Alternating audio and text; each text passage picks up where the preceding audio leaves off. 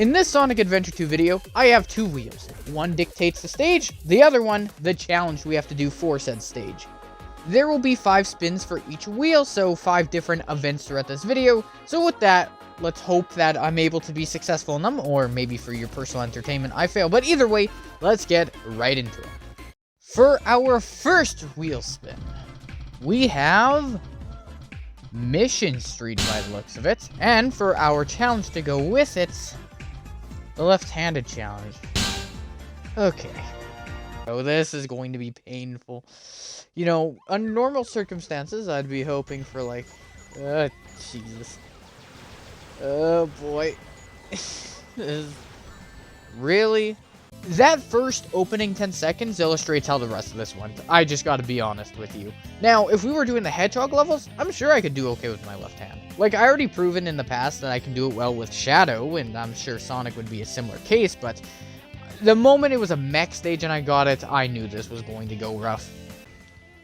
Alright, we're doing okay. No, we're not. We're doing absolutely horrible, but that's okay. Maybe we can just hope for a C. You know what I mean? Be humble, but still have a personal goal. Look at me right from the onset, and I have, like, absolutely no confidence that this is going to go well. And the thing is, it's not even at its worst yet. Allow me to show you. Ugh. Just let me on, man. No. Oh, why? Yeah, my lack of confidence wasn't misplaced. It absolutely shows why I should be scared, and yeah.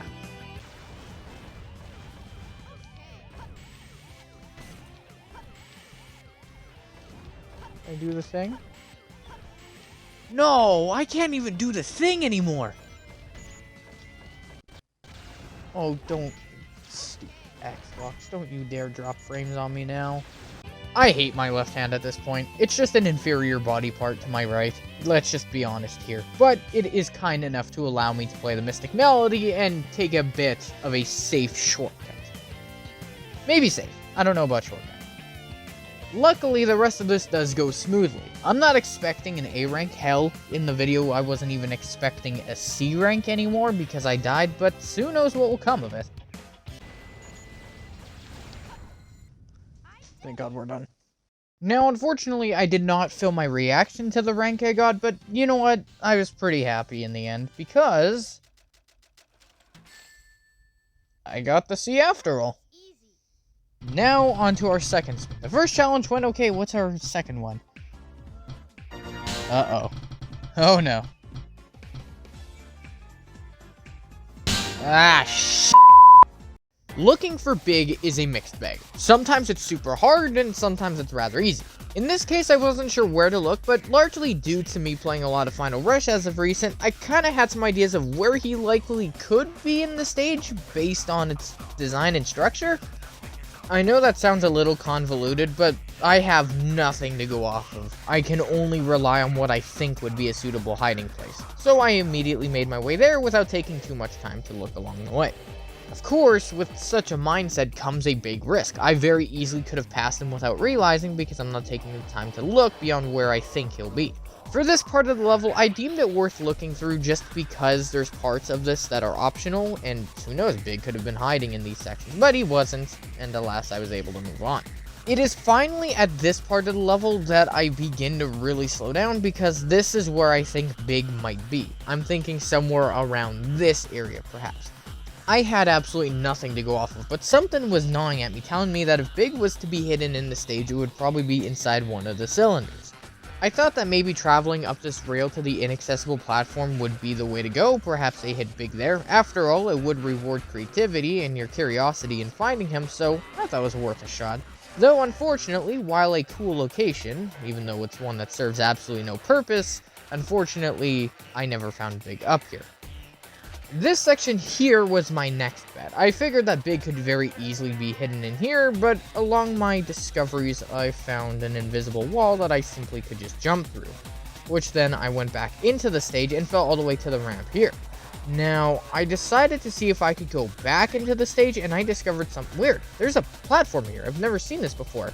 There's another one behind it that I took a look at. Maybe Big was here. Or maybe not. Didn't matter. It was still a cool location, however I was not done checking this area and had to kill myself promptly. Back to this section here, I wanted to make sure I combed through every gravity cylinder I possibly could. My intuition still said he was likely in one of these, but I have nothing to be certain of that over. After a lot of searching inside these things though, I never found him. So I decided to check out the next best place he could be. I figured that maybe up here could be right. I didn't believe he would be down below there just because I oftentimes take that route instead, so I found it pointless to look there as I was pretty much certain he wouldn't be there.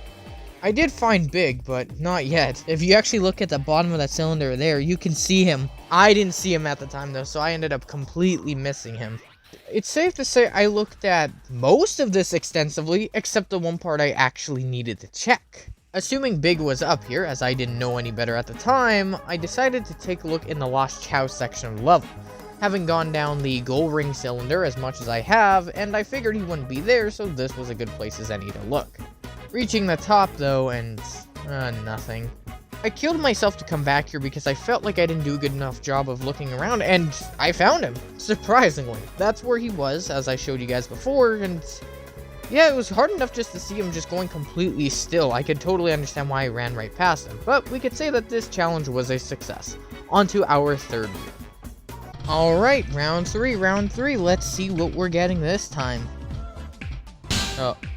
No, please. How was that even possible?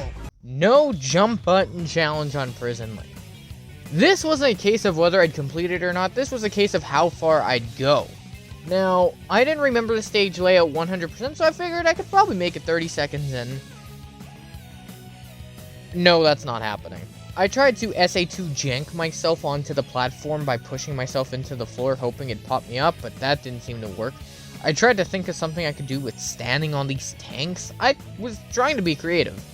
I then went back to sort of reevaluate where the positions of the enemies were. Maybe I could do something with that. So I restarted the stage and tried something different, which, in retrospect, good idea, I'll say that much. I wanted to use his gun hunter to inflict damage on me, hopefully giving me enough of a jump in order to clear the platform. That, as much as I tried, didn't happen. I'll be straightforward about it now. The angle was kind of close to being there. I was able to get as far as the very edge of the walls before it could no longer shoot at me, but not once was the gun hunter able to shoot me once I was on the platform. I tried to exploit the hunter, I really did, in any hopes I'd get the perfect angle for a shot and the perfect height. It just didn't happen, and by the time that I was ready to go for it, my health was depleting all too rapidly, so this was just a waste of time. I was insane. Determined, yet insane. Important nuance there. After all, the first thing I tried to do here was get him to shoot at me. It didn't work, but doing it a second time surely would have. I really wanted to push the gun hunter's angle to its limits. I wanted to see exactly the furthest point it would fire at me. And it was able to pass the wall a little bit, so that's something. If I had the height, it might work. But every time I went on that platform, it was never shooting at me. So I tried to coax it a little bit by going up the platform, then immediately going down, running at it, trying to get its attention, and going back up on the platform, but nothing was working. There was a little bit of jank if you stood on the right part of the platform where about half of Tails' mech was on and off at the same time. Maybe that would have done something. I was getting very wishful here, but hope was running low. Of course, this led to another restart, and I came up with a delusional idea. I was hoping that Winged Beetle would shoot me onto the crates somehow, and then I realized, wait a second, if the iron crates are there, I can't do anything because it's too high. So back to the old strategy, I guess. Which didn't work, so I tried an improved variation of the Flying Beetle strategy, but even though I broke the crates very promptly, it never shot at me to put me on top of them. And furthermore, there's still a big gap between the top of the cell and the top of the crate, so even that wouldn't work.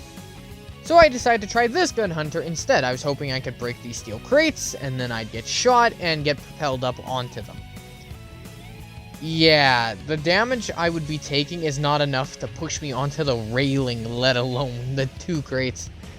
Believe me, I tried, but unfortunately this challenge was a complete fail. Not only did I throw in the towel, I've never thrown it in faster. The fact I got slapped as hard as I did in the first 15 seconds just annoys me to no end, but such is the ways of Prison Lane, I guess.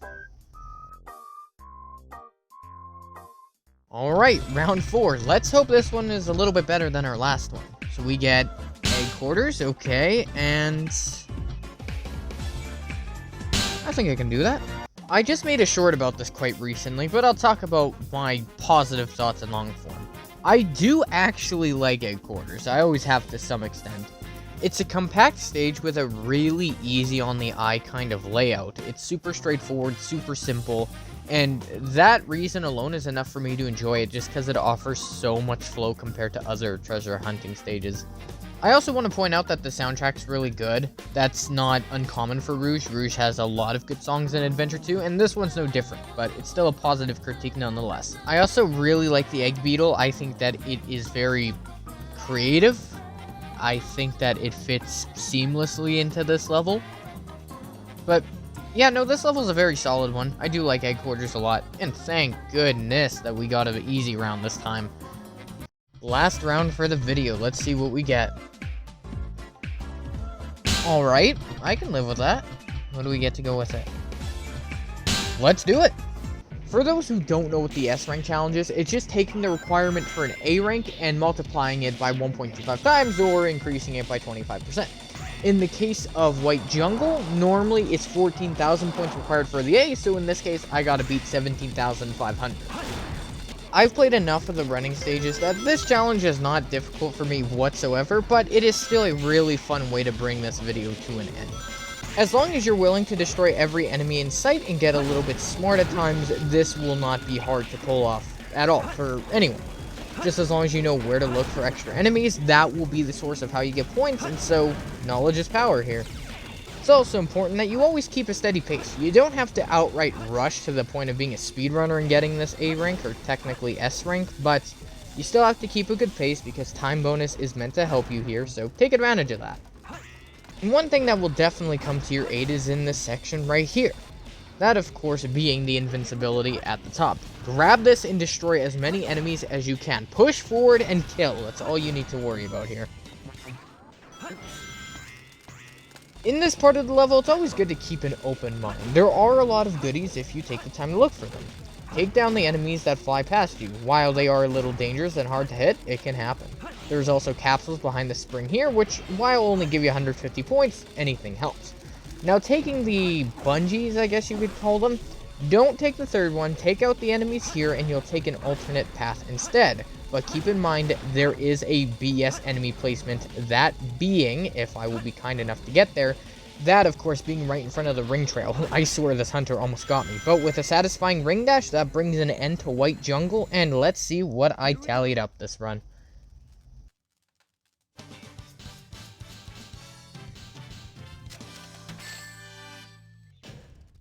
Ultimate victory. And that, ladies and gentlemen, brings the Challenge Roulette Challenge, don't play the drinking game, to an end. I had a lot of fun making this video. It was definitely a little bit more unpredictable, and I think that's what added to the thrills of doing this challenge. Or challenges. You understand what I'm saying. If you guys have any challenges that you would like to recommend me to add to the wheel, so if we ever revisit this, we have more to select from, I personally would love it if you guys would do that. I was only able to come up with 9 challenges on my own, so if we could somehow add to that, or even double it, that would be amazing. With all that said, though, thank you for watching, and on that note, I hope you have a wonderful day. Take care for now. I'll see you in the next one, and goodbye.